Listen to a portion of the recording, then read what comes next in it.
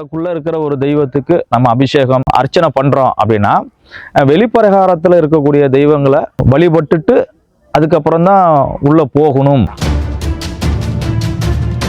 அதுபோல இவர் ஐயாவை நம்ம பார்க்க வரும் பொழுது எனக்கு அவர் உணர்த்தினது, முதல்ல அவர் வாழ்ந்த வீடு, அதன் பிறகு நேரா கோம்பக்காடு. கோம்பக்காட்டில் என்ன விசேஷம் அப்படின்னா, கோம்பக்காட்டில் சொல்ல முடியாத அமானுஷ்யம் நிறைய. என்ன அப்படின்னா, ஐயா அதிகம் பரிவார வார்த்தையில் பேசின இடம், பரிவார தெய்வங்களும் ஐயாவுக்கு நிறைய செயல்களை இங்கே சரி பண்ணி அனுப்பிச்சாரு அவரு உயிரோடு இருக்கிறப்ப. இப்போவும் அது பார்த்தீங்கன்னா சாத்தியம். இந்த இரவு பூஜை பார்த்தீங்கன்னா நான் பண்ணிக்கிட்டு இருக்கிறேன். அந்த இரவு பூஜைக்கு பார்த்தீங்கன்னா அபிஷேகம், தீபார்த்தனை, இந்த மாதிரி விஷயங்கள்ல யாருக்கு அதிகமான கர்மாவோட தாக்கம் இருக்குதோ அவங்களுக்கு ஐயா அங்க வேலை கொடுப்பாரு. ஒரு சில பேரால நம்ப முடியாதுதான் நாம சொல்லக்கூடிய ஒவ்வொரு விஷயமும். நான் லைவ்ல எனக்கிட்ட இருந்துட்டு ஒவ்வொரு பிரச்சனையும் போனதை வச்சு நான் சொல்றேன். நான் அப்போ பேசிட்டு இருக்கப்ப இங்க இருக்கிற காலபைரவர் என்ன பண்ணாரு, டக்குன்னு அவர் கையை கடிச்சிட்டாரு. வாசல் படியில ஏறும் போது அந்த காலபைரவர் எந்த காலம் அவருக்கு வராம இருந்ததோ அந்த காலை பிடிச்சி கடிச்சிட்டாரு. இது மாதிரி நிகழ்வுகள் நான் என் கண்ணு முன்னாடி, நான் அங்க நடந்துச்சுலாம் சொல்ல, இங்க நடந்துச்சுலாம் சொல்ல, என் கண்ணு முன்னாடி நான் இந்த 12 மணி பூஜை, அமாவாசை, பௌர்ணமி 12 மணி பூஜை பண்றப்ப நடந்த நிகழ்ச்சிகளை நான் உங்களுக்கு சொல்றேன். அம்மா ஜக்கம்மா ஐயா கட்டி அங்க அவர் வழிபட்ட இடம் ஜக்கம்மா கோயில். அந்த ஜக்கம்மா கோயில் என்ன சக்தி அப்படின்னா, வணக்கம், குருவே சரணம், சர்க்குருவே சரணம். எனக்கு ஐயா ஒரு சில வழிபாடு முறைகளை பற்றி உணர்த்தினதை நான் உங்கள்கிட்ட பகிர்ந்துக்கலான்றதுக்காக நான் இந்த யூடியூப் மூலயமா உங்கள்கிட்ட பேசுகிறேன். என்ன அந்த ஒரு விஷயம் அப்படின்னா, பொதுவாக ஒரு கோயிலுக்கு போகும்போது ஒரு வழிமுறையோடு போகணுன்றது தான் எல்லாரும் சொல்லக்கூடிய விஷயம். ஏன் அதை அப்படி சொல்கிறாங்க அப்படின்னா, ஸ்டெப் பை ஸ்டெப்பாக நம்ம போனாதான் அது ஒவ்வொரு தெய்வத்தோடைய அனுகூலமும் நமக்கு கிடைக்கும் அப்படிங்கிறது விஷயம்.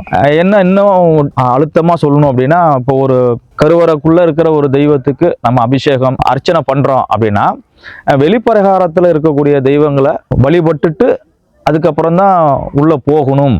அது ஏன் அப்படின்னு பார்த்தா, அவங்கள வழிபட்டுட்டு போனால் நம்மளுடைய பிரார்த்தனைகள் எல்லாமே அவங்கள்ட்ட ஒவ்வொருத்தரையும் சொல்லிட்டு தான் போவோம். ஸோ அப்படி சொல்லிட்டு போகிறப்ப பார்த்தீங்கன்னா எல்லா தெய்வமும் உள்ள கருவறையில் இருக்கக்கூடிய தெய்வத்துக்கிட்ட நமக்காக ஒரு சிபாரிசு. அது மாதிரி அந்த முழு பலனை அடையணும் அப்படின்னா வெளியில் பார்த்தீங்கன்னா இருக்கிற தெய்வங்கள், பரிவார தெய்வங்கள், காவல் தெய்வங்கள் எல்லாத்தையும் நம்ம வழிபட்டுட்டு அதுக்கப்புறம் தான் நம்ம அர்ச்சனை பண்ண கொடுப்போம். அதுபோல் இவர் ஐயாவை நம்ம பார்க்க வரும் பொழுது எனக்கு அவர் உணர்த்தினது, முதல்ல அவர் வாழ்ந்த வீடு, அது நம்ம கணக்கம்பட்டி பஸ் ஸ்டாப்பில் ஒரு 200 மீட்டர் டிஸ்டன்ஸில் அவருடைய வீடு. அந்த வீட்டில் அவர்கிட்ட ஆசீர்வாதம் வாங்கிட்டு அதன் பிறகு நேராக கோம்பக்காடு. கோம்பக்காட்டில் என்ன விசேஷம் அப்படின்னா, கோம்பக்காட்டில் சொல்ல முடியாத அமானுஷ்யம் நிறைய. என்ன அப்படின்னா, ஐயா அதிகம் பரிவார வார்த்தையில் பேசின இடம், பரிவார தெய்வங்களும் ஐயாவுக்கு கூட இருந்தாங்க. அதில் இந்த இடம் பார்த்திங்கன்னா எந்த ஒரு ஜாதக பிரச்சனை இருந்தாலும் சரி, கல்யாண தடைகள் இருந்தாலும், இடம் தடம் பிரச்சனைகள் இருந்தாலும், நோய் நொடிகள், வேலை வாய்ப்பு, இது மாதிரி ஐயா இங்கே நிறைய செயல்களை இங்கே சரி பண்ணி அனுப்பிச்சாரு அவரு உயிரோடு இருக்கிறப்ப. இப்போவும் அது பார்த்தீங்கன்னா சாத்தியம். சாத்தியமா அப்படின்னு ஒரு சில பேர் கேட்பீங்க. சாத்தியம். இது எனக்கு கண்ணுக்கு முன்னுக்கு இங்கே நான் கோம்பக்காட்டில் வந்து கொஞ்ச நாள் அமாவாசை பௌர்ணமி இந்த இரவு பூஜை வந்து பார்த்திங்கன்னா நான் பண்ணிக்கிட்டு இருக்கிறேன். அந்த இரவு பூஜைக்கு வந்து பார்த்திங்கன்னா அபிஷேகம், தீவார்த்தனை இந்த மாதிரி விஷயங்களில் யாருக்கு அதிகமான கர்மாவோட தாக்கம் இருக்குதோ அவங்களுக்கு ஐயா அங்கே வேலை கொடுப்பார். அந்த வேலை கொடுத்து அந்த வேலை முடிஞ்சு அவங்க திரும்பி வீட்டுக்கு போகிறதுக்குள்ளேயே ஒரு நல்ல ரிசல்ட்டை சொல்லிட்டு போகிறாங்க நம்மள்கிட்ட. அவர் ஐயா இங்கே அவங்களுக்கு அந்த அபிஷேகம் பண்ணுறதுக்கு ஐயாவுக்கு பணிவிடை செஞ்சு அலங்காரம் செஞ்சு இங்கேருந்து போகிறவங்க வந்து அந்த போகிறதுக்குள்ளேயே வந்து பார்த்திங்கன்னா அவங்களுடைய எனக்கு இருந்த ஒரு மன அழுத்தம் கம்மியாயிருச்சு, நோய் சரியாயிருச்சு. ஒருத்தர் எனக்கு தெரிஞ்சு மூளையில் சைடில் வந்து அவருக்கு வந்து ஒரு பெரிய கட்டி இருந்ததா சொல்லியிருந்தாரு. ஹாஸ்பிட்டலுக்கு போயிட்டு வந்தோம், ஒன்றும் சரியாகலை அப்படின்ற மாதிரி சொல்லியிருந்தாங்க. ட்ரீட்மெண்ட்டும் எடுத்துக்கிட்டு இருக்கிறோம் அப்படின்ற மாதிரி சொல்லியிருந்தாங்க. அப்போ அந்த பூஜைக்கு அவரை வந்து ஐயா அந்த நோயை தீர்க்கிறதுக்காக ஒரு குடம் தண்ணி கொண்டு வர்றதுக்காக அவருக்கு சொல்கிறாரு. ஐயா சொல்ல அந்த இடத்துலேருந்து அவன் ஒரு வேலை சொல்கிறதுக்கான ஒரு ஆளாக நான் இருந்து அந்த வேலையை செஞ்சுக்கிட்டு இருந்தேன். அப்போ என் மூலியமாக அவர் சொல்கிறாரு, நான் சொல்கிறேன். அவர் என்ன பண்ணுறாரு, சரிங்க அதான் அவங்க அம்மா குடுக்குறன்னு முடியாது வந்து, இல்லைங்க பையனால் அந்த மாதிரி வெயிட்லாம் தூக்கக்கூடாது, இல்லைம்மா நான் அவர் தான் கொண்டு வர சொல்லி சொல்கிறேன், அவர் தான் கொண்டுட்டு வரணும்னு சொல்லி நான் அழுத்தமாக சொல்கிறேன். அந்த பையன் இந்த டக்குன்னு எழுந்திரிச்சு இல்லைங்க நானே கொண்டுட்டு வர்றேன் அப்படின்றாரு. சரி கொண்டுட்டு வந்துட்டார். அதுக்கப்புறம் கொண்டுட்டு வந்துட்டு அதுக்கப்புறம் வீரத்து பக்கத்தில் இருக்கக்கூடிய வேலைகள் எல்லாத்தையும் அவர் செய்கிறாரு. ஆல்மோஸ்ட் எல்லா வேலையும் முடிஞ்சு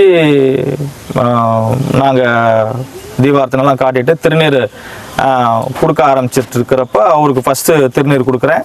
அந்த திருநீரை சாப்பிடுங்கன்னு சொல்கிறப்ப அவர் சாப்பிட்டுட்டு கொஞ்ச நேரம் அந்த பக்கம் உட்காந்துருந்தவர் அப்புறம் அவங்க ஊருக்கு கிளம்புறப்போ என்கிட்ட வந்து, சாமி எனக்கு இப்போ அந்த பாரமாக இருந்த அந்த ஒரு விஷயம் எனக்கு இல்லை, எனக்கு நல்லா இருக்கிற மாதிரி தோணுது சாமி, நான் எனக்கு எந்த பிரச்சனையும் இல்லைன்ற மாதிரி தோணுதுன்னு என்கிட்ட சொல்லிட்டு போயிருந்தாரு. இது எல்லாமே இது ஐயாவோட விஷயம்தான். ஒரு சில பேரால் நம்ப முடியாது தான் நான் சொல்லக்கூடிய ஒவ்வொரு விஷயமும். நான் லைவில் எனக்கிட்ட இருந்துட்டு ஒவ்வொரு பிரச்சனையும் போனதை வச்சு நான் சொல்கிறேன் நான். அப்புறம் இன்னொருத்தர் வந்து பார்த்தீங்கன்னா குடும்பத்தோட தருமபுரியிலேருந்து வந்திருந்தாங்க. அவங்க வீட்டுக்காரம்மா வந்து பார்த்தீங்கன்னா ஃபாரஸ்ட் டிபார்ட்மெண்ட்டில் ஒர்க் பண்ணுறாங்க. அந்த பையன் வந்து பார்த்தீங்கன்னா பூக்கடை வச்சிருக்கிறாரு தருமபுரியில். ஆல்மோஸ்ட் 2 பேருமே ஒரு 4-5 வருஷமா, ஒரு பொம்பளை புள்ள ஆல்மோஸ்ட் இப்போ எல்லாம் 2 பேருமே பிரிஞ்சு தான் இருந்திருக்காங்க. பிரிஞ்சுதானா அவங்க வேலை நிமித்தமாக பூம்பாறைங்கிற ஒரு ஏரியாவுக்குள்ளே இருக்கிறாங்க. இவர் தருமபுரியில் இருக்கிறாரு. அவங்க 2 பேரும் சேர்ந்து ஐயா கிட்ட வந்திருக்கிறாங்க. ஏன்னா இந்த பிரிவினைக்கும் ஒரு காரண காரியம் இல்லாமல் எதுவும் செய்ய மாட்டார். ஸோ இப்போ அதுக்கு உண்டான பரிகாரமாக அவங்க ஐயாவை பார்க்க வந்துட்டு அந்த டைமில் வந்து பார்த்தீங்கன்னா அவங்க வீட்டுக்காரம்மாவும் வந்திருந்தாங்க. அந்த குழந்தை ஒரு 5 வயசு குழந்தை, 4 வயசு, ஆமாம் 4 வயசு ஃபேமிலியோட தான் வந்திருந்தாங்க. வந்திருந்தப்போ நைட்டு ஒரு 11 மணி வரைக்கும் நானும் அவரும் பேசிக்கிட்டு இருந்தோம். அப்போ பேசிகிட்டு இருக்கப்ப இங்கே இருக்கிற காலபைரவர் என்ன பண்ணார், டக்குன்னு அவர் கையை கடிச்சிட்டாரு. கையை கடிச்சு ரத்தம் வந்துருச்சு. அந்த நேரத்துக்கு என்னன்னே அது அந்த காலபைரவர் வந்து கர்மா அதிகம் இருந்தால் அது அவர் அப்படி தான் செய்வார். சரின்னு சொல்லிட்டு அப்புறம் உடனே டக்குன்னு போயிட்டு திருநீர் எடுத்துகிட்டு வந்து அவர் கையில் வச்சுட்டு திருநீர் கொடுத்து சாப்பிட சொன்னேன். சாப்பிட்டாரு. மறுபடியும் அவங்க கணக்கம்பட்டி வரைக்கும் போயிட்டு அடுத்த நாள் வர்றப்ப வந்து பார்த்தீங்கன்னா அவர்கிட்ட நான் கேட்குறேன், ஏன்னாங்க அந்த நாய் கடிச்சது என்ன ஆச்சு, ஏதாவது பிரச்சனையாக இருக்குதா, என்ன ஏதாவது ஊசி கீசி போட்டிங்களா போயிட்டு அப்படின்னா. இல்லைங்க நான் எதுவுமே செய்யலை, நீங்கள் கொடுத்த திருநீரை மட்டும்தான் நான் சாப்பிட்டேன். அவர் கையை அசைச்சு காட்டுறாரு. ஒரு வீக்கமோ எந்த ஒரு அவருக்கு பிரச்சனையும் இல்லை. இருந்தாலும் மறுபடியும் அவருக்கு நான் திருநீரை கொடுத்தேன். அவர் ஐயா அந்த திருநீரை கொடுத்து அந்த விஷத்தையும் முறிச்சிட்டாரு. இந்த நாய் கடிச்சு உள்ளுக்குள்ள இருந்த விஷமும் முடிச்சிட்டாரு. இப்போ ரீசனாக கூட வந்துட்டு போறப்ப கூட அவரை நான் அடையாளம் கண்டுபிடிச்சதே, தம்பி உன்னை நாய் கடிச்சது தானே அப்படின்னு சொன்னப்போ, ஆமா சாமி அந்த கை எப்படிப்பா இருக்குது அப்படின்னா, இல்லைடா எனக்கு அப்பயே ஒன்றும் இல்லை, எனக்கு அந்த அடுத்த நாளே வந்து அந்த கடிச்ச வடு தெரியலன்ற மாதிரி சொன்னார் என்கிட்ட. ஸோ இப்போ இந்த மாதிரி இந்த இடத்துல வந்து பார்த்தீங்கன்னா இந்த கிரக பிரச்சனைகள், அவங்களுக்கு கிரகத்தில் பிரச்சனை, அந்த கிரகத்து பிரச்சனையை வந்து பார்த்தீங்கன்னா, அதான் சொன்னேன், ஒரு விஷயம் நடத்தணும் அப்படின்னா ஏதாவது ஒன்று இழந்தாதான் ஒன்று கிடைக்குன்ற மாதிரி சொல்கிறாங்களா, அது மாதிரி இவங்களோட கர்மாவை வந்து குறைக்கிறதுக்கு இந்த மாதிரி ஒரு செயல் வந்து நடந்துச்சு. அதை அவங்க மறுபடியும் சேர்ந்து இருக்கிறாங்க, 2 பேருமே சேர்ந்துட்டு இருக்காங்க. ஒரு ஏரியாக்குள்ள ஒரு ஊர்லேயே இருக்கிற மாதிரி ஒரு சூழ்நிலை உருவாயிருச்சு. இன்னும் ஒரு நிகழ்ச்சி ஒன்று என்னன்னா, ஒருத்தர் கைகால் வராமல் இருந்துச்சு. அங்கேருந்து அவர் ஒரு ஆம்னி வேனில் தான் வந்திருந்தாங்க. அவருக்கு ஒரு 4-5 வருஷமாக நான் காலும் ஒரு கையும் வரல. அவரு அந்த டீமோட வந்திருந்தாரு. வந்து அந்த வாசல் படியில் ஏறும்போது அந்த காலபைரவர் எந்த காலம் அவருக்கு வராமல் இருந்ததோ அந்த காலை பிடிச்சி கடிச்சிட்டார். அவரு ஐயோ நாய் கடிச்சிருச்சுன்னு கத்திக்கிட்டு அழுதுகிட்டே உள்ள வர்றாரு. என்ன அப்படின்னா, மாதிரி நாய் கடிச்சிருச்சு அப்படின்னா அழுகிறத நிறுத்துங்க அப்படின்னு நம்ம சொல்லலாம். பட் ஆனால் வலி அவருக்கு இருக்குல்ல, இல்லை சாமி எந்த கால் வராமல் இருந்துச்சு அந்த காலையே பிடிச்சி பிடிச்சி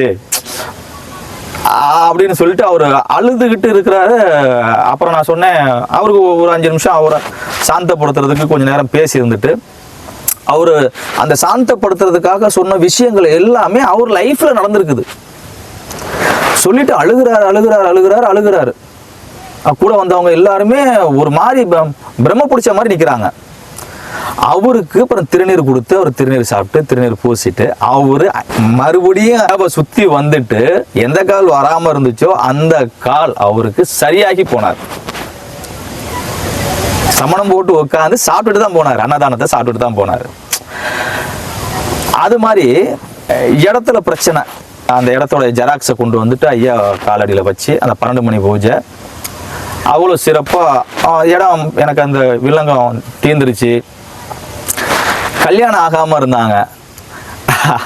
அவர் அந்த ஜாதகத்தை வச்சு பூஜை பண்ணிட்டு போன 15வது நாள் அவருக்கு பொண்ணு அமையுது. பொண்ணு அமைஞ்சு கல்யாணம் ஆகி ஆட்டோவில் அந்த பொண்ணோட அம்மா அப்பா பையனோட அம்மா அப்பா எல்லாம் சேர்ந்து வந்துட்டு இங்கே வந்துட்டு ஐயா கிட்ட ஆசீர்வாதத்தை வாங்கிட்டு ஐயாவுக்கு நன்றி சொல்லிட்டு போனாங்க. இது மாதிரி நிகழ்வுகள் நான் என் கண்ணு முன்னாடி, நான் அங்கே நடந்துச்சுலாம் சொல்ல, இங்கே நடந்துச்சுலாம் சொல்ல, என் கண்ணு முன்னாடி நான் இந்த 12 மணி பூஜை, அமாவாசை பௌர்ணமி 12 மணி பூஜை பண்ணுறப்ப நடந்த நிகழ்ச்சிகளை நான் உங்களுக்கு சொல்கிறேன். சொல்ல வந்த விஷயம் என்னன்னா, அந்த வழிபாடு முறையில் வந்து பார்த்தீங்கன்னா அந்த கோம்பக்காடு இன்னும் நிறைய அமானுஷ்யம் அங்கே நடந்ததெல்லாம் இருக்குது. தீர்த்தத்தால் சுகர் குறைஞ்சி சரியாகி வந்தவங்க எல்லாம் இருக்காங்க. அதாவது எந்த ஒரு செயலையும் ஆத்மார்த்தமாக நம்ம அதை செஞ்சோம் அப்படின்னா அது ஐயா உள்ளுக்குள்ளே இருக்கக்கூடிய அவருடைய சக்தி வந்து உள்ளுக்குள்ளே இருக்கக்கூடிய அனைத்து வியாதிகளையும் சரி பண்ணி கொடுத்துருவார். இந்த வழிபாடு முறையை பற்றி சொல்கிறப்ப தான் சொல்கிறேன். முதல்ல அவர் வீடு, அங்கே ஆசீர்வாதம் நல்லாசி வழங்கிடுவார். உங்கள் பிரச்சனையை தீர்க்கறதுக்கான உண்டான இடம் இந்த கோம்பக்காடு, சரிங்களா? 2வது அம்மா ஜக்கம்மா ஐயா வந்து கட்டி அங்கே அவர் வழிபட்ட இடம் ஜக்கம்மா கோயில். அந்த ஜக்கம்மா கோயில் என்ன சக்தி அப்படின்னா, அப்பா வந்து ஒரு விஷயத்த சொல்லிட்டாருன்னா அம்மா செஞ்சு கொடுத்துருவாங்க. ஐயாவுக்கு வந்து அம்மா வந்து அவ்வளோ பிடிச்சவங்க. அதனால் அங்கே வந்து ஒரு அரச மரம் இருக்குது. அந்த அரச மரத்தில் வந்து பார்த்தீங்கன்னா பாவமாக, அதாவது ஜாதகத்தில் பாவகிரகங்கள் வலுத்திருக்குது, பிரச்சனையாக இருக்குது அப்படின்னா அங்கே நீங்கள் பால் வாங்கி அந்த அரச மரத்துக்கு ஊற்றுங்க. மற்ற நோய் நொடிகளாக இருக்குது, பிரச்சனையாக இருக்குது அப்படின்னா தண்ணி ஊற்றுங்க. அந்த அரச மரம் உங்களுக்கு வந்து அவ்வளோ சக்தியை கொடுக்கும், அவ்வளோ பிரச்சனைகளை தீர்க்கும். இதுவும் நான் பேசுகிறது எல்லாமே அனுபவத்தால் மட்டுமே தவிர எதுவுமே நடக்காத ஒன்றை நடந்த மாதிரி பேசுகிறதுக்காக இல்லை. இது நம்புகிறவங்களுக்கு மட்டும்தான்.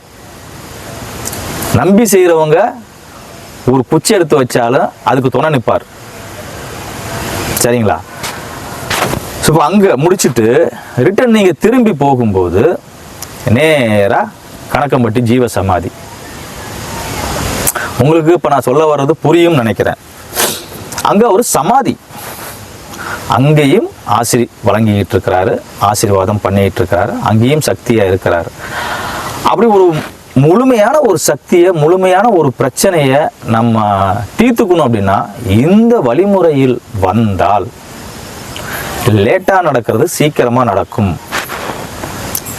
அப்படிங்கிறது என்னுடைய பிரச்சனைகளுக்கு நான் என்ன வழி நடத்தினதை வச்சு நான் உணர்ந்ததை நான் உங்களுக்கு இந்த பதிவில் பகிர்றேன். அதே மாதிரி ஐயாவோட வீட்டில் வந்து பார்த்தீங்கன்னா 2 பூவரசு மரம் இருக்குது. அந்த 2 பூவரசு மரத்துடைய சக்தி என்ன அப்படிங்கிறத எனக்கு வந்து அவர் ஐயா உணர்த்தினார். அந்த 2 பூவரசு மரமும் 2 மலைகளை வந்து சொல்கிறாரு. இது ஒரு மலை சாமி, இது ஒரு மலை. இப்போ இந்த 2 மலையும் வந்து பார்த்தீங்கன்னா ஒரு மலை பழனி மலை முருகன் மலையும், இன்னொரு மலை இடுமன் மலையும் சொல்கிறாரு. இப்போ இந்த 2 இடுமன் மலையும் நீ வயசானவங்களால இப்போ ஒரு கிரிவலம் சுற்றுறோம் அப்படின்னா, இல்லை ஒரு பாவத்தை போக்கணும் அப்படின்னா நீங்கள் அவங்களால அந்த அந்த இடத்துக்கு போய் செய்ய முடியாது. அந்த செயலை இந்த இடத்துல 8 வடிவத்தில், 8 வடிவம்னா 8 மாதிரி சுற்றி வர சொல்கிறாரு. 9 முறை ஒரு இடத்த 8ஆ சுத்த சொல்கிறாரு. அதை 9 முறை சுத்த சொல்கிறாரு. அங்கேயும் வந்து பார்த்தீங்கன்னா சின்ன டம்ளரில் நீர் அந்த மரத்துக்கு விட சொல்கிறாரு. இது எனக்கு சொன்னது, நான் பலன் அடைஞ்சிருக்கிறேன். அதை வச்சு நீங்களும் பலன் அடைஞ்சிக்கங்கன்றதுக்காக நான் சொல்கிறேன். இன்னொரு வேப்ப மரம் இருக்குது, அதை சுத்த சொல்கிறாங்க. அதை தனியாக சுற்றுங்க. அதுவும் பார்த்தீங்கன்னா அந்த வேப்ப மரம் வந்து பார்த்தீங்கன்னா இடுக்கு பிடிச்சாப்புல இருக்கும். அந்த இடுக்கு பிடிச்சாப்புல இருக்க இடத்த வந்து ஏன் சொல்கிறாரு அப்படின்னா, ஏன் விசிராட்டமான ஒரு இடத்த சொல்லாமல் ஒரு இடுக்கு பிடிச்சாப்புல ஒரு இடத்துல சொன்னார் அப்படின்னு நான் சுற்றும் போது யோசனை பண்ணினேன்.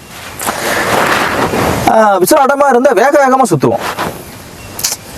அப்போ அந்த வேக வேகமாக சுற்றுறப்ப வந்து பார்த்தீங்கன்னா நிதானமாக நம்ம சுற்றணுங்கிற அவசியம் இல்லை. ஏன்னா எந்த ஒரு இடர்பாடும் கிடையாது.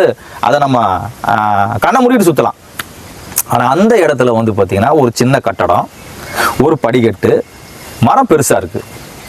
அப்போ அந்த மரத்தை நம்ம சுற்றணும் அப்படின்னா நிதானமாக சுற்றணும். அப்போ நம்ம வாழ்க்கையில் என்ன சொல்கிறாரு, நீ எடுத்து வச்சிருக்கிற ஒவ்வொரு வழியையும் வந்து பார்த்தீங்கன்னா நிதானமாக பயணிக்கணும். நிதானம் தவறுனா ஒன்று அந்த கட்டடத்தில் அடிச்சுக்குவ, இல்லை படிக்கட்டில் அடிச்சுக்குவ. அப்போ காயமாகவும் ஆகாதா?